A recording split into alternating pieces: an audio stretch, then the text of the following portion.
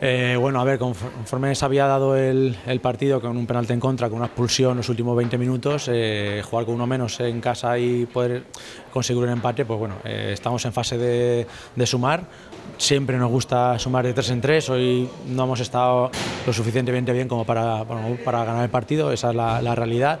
y conforme se ha puesto el partido de sacar un punto, pues bueno, pues lo valoramos como positivo. Sí, bueno, siempre se ha dicho que en la tercera valenciana hay muchísima igualdad y en cualquier partido puede pasar cualquier cosa, pero la verdad es que este año el inicio, las 14 15 jornadas que llevamos, es una barbaridad la igualdad que hay. Ganas un partido, subes 4 posiciones, pierdes 1, bajas 4, hay muchísimas. Yo entiendo que a lo largo del pasar la temporada y la liga pues se irán deshaciendo un poquito esas igualdades, pero desde luego que hay muchos equipos con posibilidades tanto de jugar el playoff como de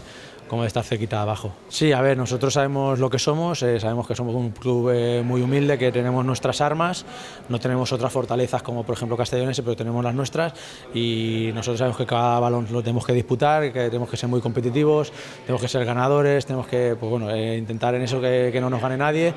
y luego el hecho de poder sacar un punto con uno menos en casa, también nuestra gente nos ayuda mucho.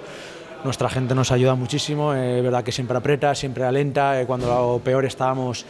más nos han levantado y bueno, como siempre digo, es una maravilla jugar en casa. Bien, nosotros estamos contentos, aquí en el club es un club se está muy bien, la verdad es que nos tratan a todos humanamente fenomenal.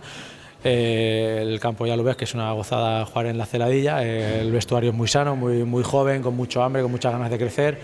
y bueno, la valoración hasta ahora es que vamos por el buen camino. Tenemos 21 puntos ahora, si no recuerdo mal la temporada pasada creo que hicimos 25 en la primera vuelta, nos faltan 3 partidos para acabar la primera vuelta, tenemos 21, pues bueno, vamos por buen camino.